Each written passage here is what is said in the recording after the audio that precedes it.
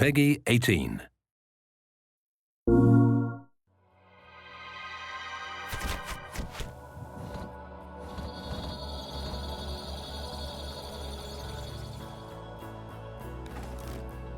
Blacklight Retribution is a free-to-play, first-person shooter. It takes place in a universe that's sort of dystopian, dilapidated, maybe 20, 30 years out in the future. We wanted to try to make a world that would be believable, even though it did have mech suits and railguns and, giant weapons to kill your friends with. We wanted to make a fast-paced, very highly customizable first-person shooter. One of its biggest sort of iconic things is its customization. You can customize your entire gun. You can change out your stock, your magazine, your barrel, muzzle, scope, tons and tons of weapon permutations and everything that caters to that type of player that wants to min-max things and sort of like, create that alchemy of his weapons. We wanted to allow you to make and tune that gun towards yourself. And as we moved into Blacklight Retribution, we allowed you to define your entire character. So not only just how you look, but also how you play.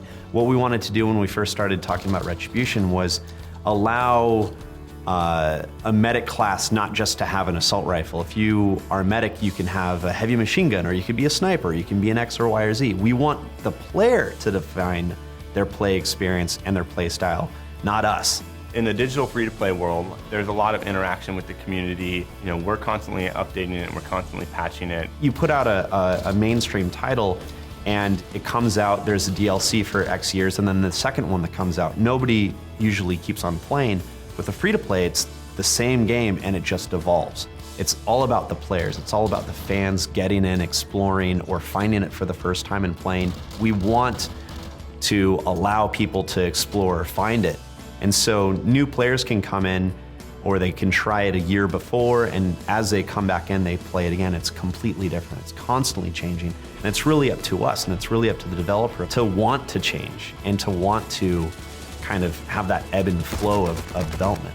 With Sony actively recruiting us and listening to our feedback, then there's an actual opportunity there to get in and help establish the protocols and the way things are going to be done for the platform that will make it even more successful in the future from our perspective. So whether that be the patching process or the way the distribution process is handled, so forging those protocols, like how do you do the free-to-play component, where does that put you in the store, et cetera, et cetera. So the systems that they're building and the software that's going to exist on the platform is going to be accommodating of ideally everybody. Last console, a game like Blacklight Retribution would have never been an indie game on this type of platform. It would have had to be something more artistic and artsy and not have guns and grenades and a dubstep, mini track. That's the thing. That's why it's so cool that anyone can come to this group now and say, I've got an amazing idea, but I can do it. That's the thing. We want to make our games become so much better, and Sony's really allowing us as independent developers to really make that system, that game that's going to be really amazing, and it's going to allow the gamers to experience the thing that the devs wanted to make versus what they had to make.